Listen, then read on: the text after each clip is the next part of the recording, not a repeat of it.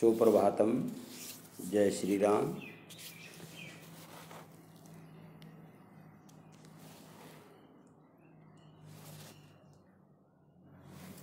प्यारे बच्चों,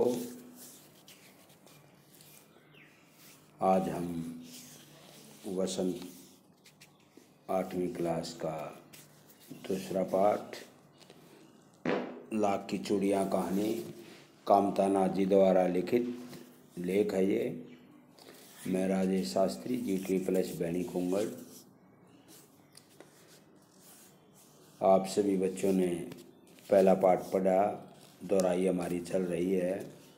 पहला पाठ हमने दोहरा लिया है और बहुत से बच्चों ने रिस्पॉन्स भी दिया है।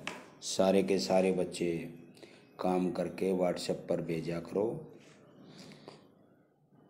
और कोई दिक्कत हो तो आप व्हाट्सएप के माध्यम से, फ़ोन के माध्यम से मुझे किसी भी समय संपर्क कर सकते हैं। अब हम पढ़ते हैं लाख की चूड़ियाँ। सारे गांव में बदलू मुझे सबसे अच्छा आदमी लगता था, क्योंकि वह मुझे सुंदर सुंदर लाख की गोलियां बना कर देता था। मुझे अपने मामा के गांव जाने का सबसे बड़ा चाव यही था कि जब मैं वहां से लौटता था तो मेरे पास ढेर सारी गोलियां होती, रंग बिरंगी गोलियां जो किसी भी बच्चे का मन मोह लेती। तो इसमें लेखक ने एक बच्चे के माध्यम से बदलू काका जो है वो लाख की चूड़ियों का काम करते थे। लाख को पिघला करके चूड़ियाँ बनाते थे, क्योंकि उस समय दूसरे माध्यम नहीं थे। फिर धीरे धीरे कांच की चूड़ियों ने समय ले लिया और उनका रोजगार समाप्त होता चला गया। तो लेखक हमें यही बताना चाहता है कि जो हमारे प्राकृतिक जो कार्य थे वो धीरे धीरे मशीनी युग ने कैसे ले ली और हम बेरोजगार होते चले गए। तो ये लड़का है जो अपने मामा के गांव में जाता था और वहाँ पर बदलू नाम का जो आदमी लाख की चूड़ियाँ बनाता था, उससे ये इतना घुल मिल गया कि जब भी ये अपने घर लौटता तो बदलू काका उनको कुछ गोलियां दे देते लाख की रंग बिरंगी, जिससे बच्चा जो है बड़ा प्रसन्न होता। और जब भी वो मामा के जाता तो बदलू के पास ज़रूर चला जाता। उनका लगाव बन गया, एक दूसरे को अच्छे लगने लगे और धीरे धीरे जो है वो काका बेटा एक मित्रता के रूप में उनकी दोस्ती हो गई। यही इस पाठ में दर्शाया गया है। वैसे तो मेरे मामा के गांव का होने के कारण मुझे बदलू को बदलू मामा कहना चाहिए था, परंतु मैं उसे बदलू मामा न कहकर बदलू काका कहा करता था। जैसा कि गांव के सभी बच्चे उसे कहा करते थे। बदलू का मकान कुछ ऊंचे पर बना था। मकान के सामने बड़ा सा सहन था, जिसमें एक पुराना नीम का वृक्ष लगा था।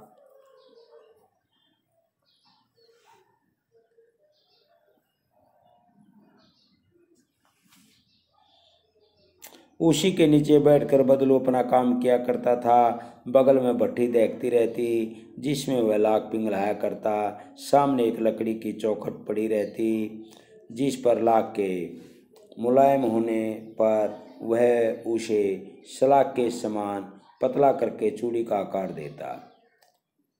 पास में 4-6 विभिन्न आकार की बेलनुमा मुंगेरियाँ रखी रहती थी, जो आगे से कुछ पतली और पीछे से मोटी होती। लाख की चूड़ी का आकार देखकर वह उन्हें मुंगेरियों पर चढ़ाकर गोल और चिकना बनाता और तब तक एक एक कर पूरे हाथ की चूड़ियाँ बना चुकने के पश्चात वह उन पर रंग करता।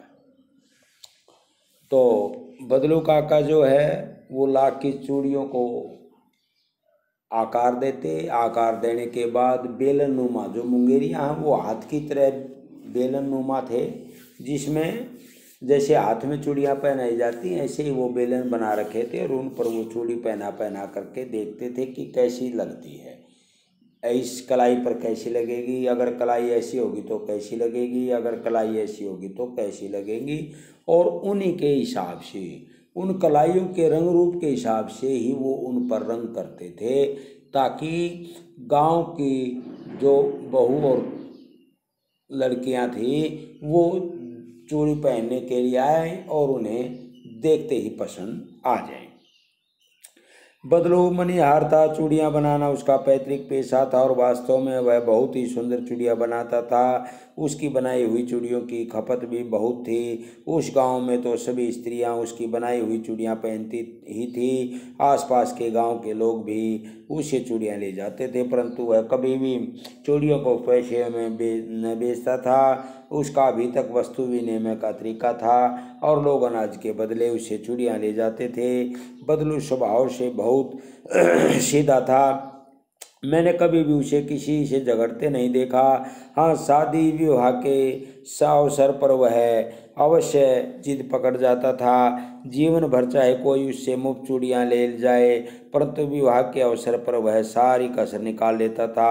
आखिर सुहाग के जोड़े का महत्व ही और होता है। मुझे याद है मेरे मामा के यहाँ किसी लड़की के विवाह पर जरा सी किसी बात पर बिगड़ गया था और फिर उसको मनाने में लोहे लग गए थे। विवाह में इसी जोड़े को मूल्य इतना बढ़ जाता था कि उसके लिए उसकी घरवाली को सारे वस्त्र मिलते, ढेरों अनाज मिलता, उसको अपने लिए पगड़ी मिलती और रुपये जो मिलने सो अलग। तो इस प्रकार से पहले एक रिवाज था, ये नाई हो, कुम्हार हो, लोहार हो, मनियार हो, जितने भी हाथ के कौशल के दस्तकार थे वो सारे के सारे कोई भी चीज़ बनाते थे तो बदले में जितना भी अनाज खाने के लिए उनकी आवश्यकता होती थी वो उतना ही लेते थे। लेकिन विवाह शादी में तो वो पूरे परिवार का ही लत्ता कपड़ा जूती मांगते थे और ये रिवाज सही भी था क्योंकि उनके पास पैसे नहीं होते थे।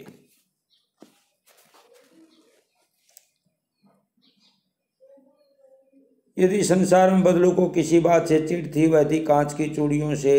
यदि किसी भी स्त्री के हाथों में उसे कांच की चूड़ियाँ दिख जाती तो वह अंदर ही अंदर कूद उठता और कभी कभी तो दो चार बातें भी सुना देता। मुझसे तो वह घंटों बातें किया करता, कभी मेरी पढ़ाई के बारे में पूछता, कभी मेरे घर के बारे में और कभी यूं ही शहर के जीवन के बारे में। मैं उससे कहता कि शहर में सब कांच की चूड़ियाँ पहनते हैं तो वह उत्तर देता शहर की बात और है लल्ला, वहाँ तो सभी कुछ होता है। वहाँ तो औरतें अपने मर्द का हाथ पकड़कर सड़कों पर घूमती भी हैं और फिर उनकी कलाइयाँ नाजुक होती हैं। लाख की चूड़ियाँ पहने तो मोचने आ जाए, यानी लाख की चूड़ियाँ पहनाने में भी बड़ी दिक्कत थी और कांच की चूड़ियाँ जो थी वो आसानी से पहनाई जा सकती थी और लाख के बदले कांच की चूड़ियाँ हल्की भी थी और मजबूत भी थी। पकड़कर सड़कों पर घूमती भी और फिर उनकी कलाइयाँ नाजुक होती हैं। लाख की चूड़ियाँ पहने तो मोच ना आ जाए। कभी कभी बदलू मेरी अच्छी खासी खातिर भी करता। जिन दिनों उसकी गाय के दूध होता वह सदा मेरे लिए मलाई बचा कर रखता और आम की फसल में तो मैं रोज ही उसके यहाँ से दो चार आम खाता। परंतु इन सब बातों के अतिरिक्त जिस कारण वह मुझे अच्छा लगता वह यह था कि लगभग रोज ही वह मेरे लिए एक दो गोलियां बना देता। मैं बहुधा हर गर्मी की छुट्टी में अपने मामा के यहाँ चला जाता और बहुधा हर बार बहुत बार एक आध महीने वहाँ रहकर स्कूल खोलने के समय तक वापस आ जाता। परंतु दो तीन बार ही मैं अपने मामा के यहाँ गया हूँगा। तभी मेरे पिता की दूर के शहर में बदली हो गई और एक लंबी अवधि में अपने मामा के गांव नेजास का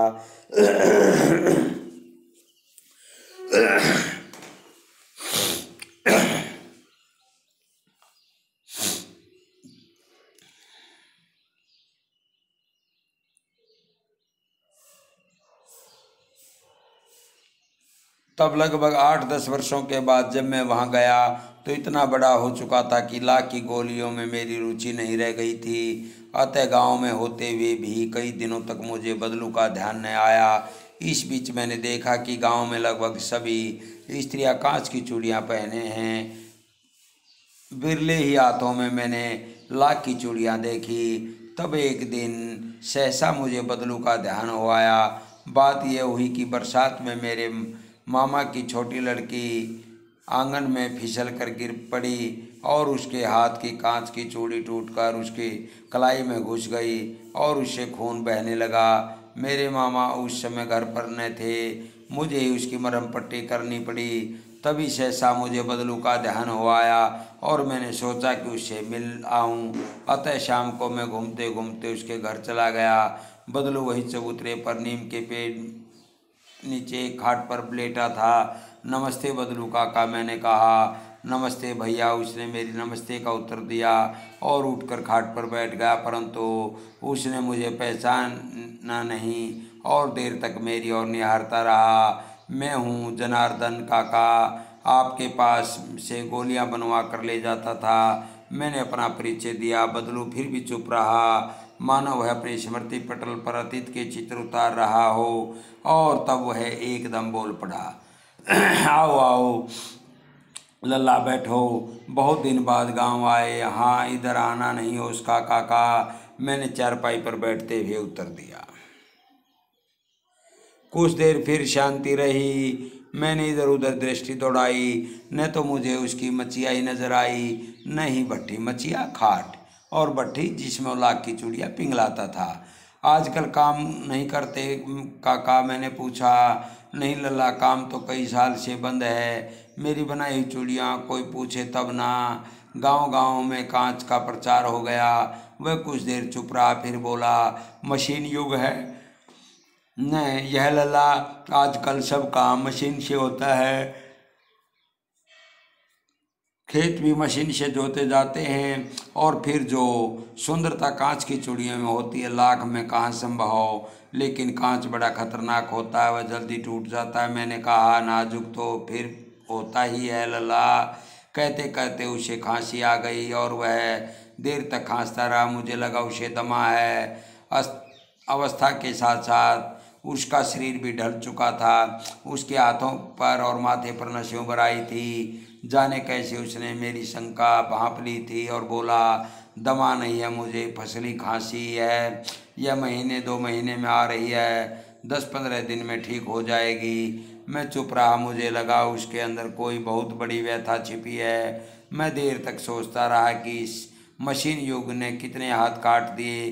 कुछ देर फिर शांति रही जो मुझे अच्छी नहीं लगी।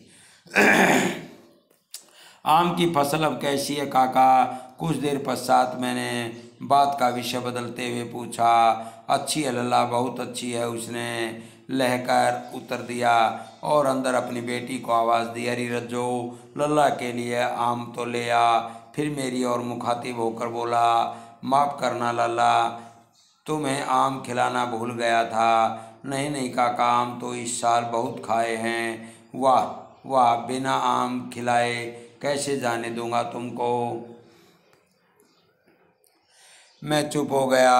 मुझे वे दिन याद हो आए जब वह मेरे लिए मलाई बचा कर रखता था। गाय तो अच्छी है ने काका? मैंने पूछा। गाय कहाँ है लल्ला? 2 साल हुए बेच दी, कहाँ से खिलाता। इतने में रज्जो उसकी बेटी अंदर से एक डलिया में ढेर से आम ले आई।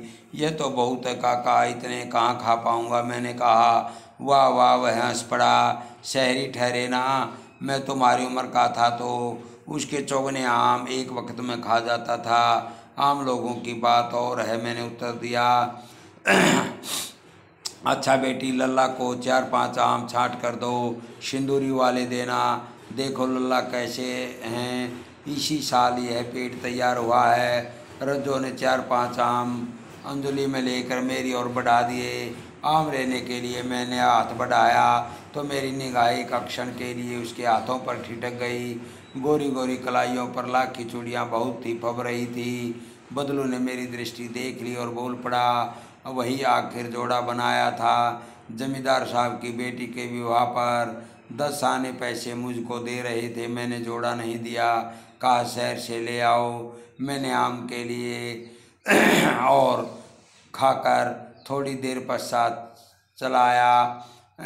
मुझे प्रसन्नता हुई कि बदलू ने हार कर भी हार नहीं मानी थी। उसका व्यक्ति तो कांच की चूड़ियों जैसा न था, आसानी से टूट जाए। कामता नाथ जी द्वारा लिखा गया लेख है ये, कांच की लाख की चूड़ियाँ। जो कि आपने पढ़ा, और पढ़ करके इसको अच्छी तरह से इसके प्रश्न उत्तर आपने इसी पाठ में से छोटे प्रश्न उत्तर छांटने हैं। सो आगे अभ्यास के प्रश्न उत्तर कल करवाएंगे। सो धन्यवाद।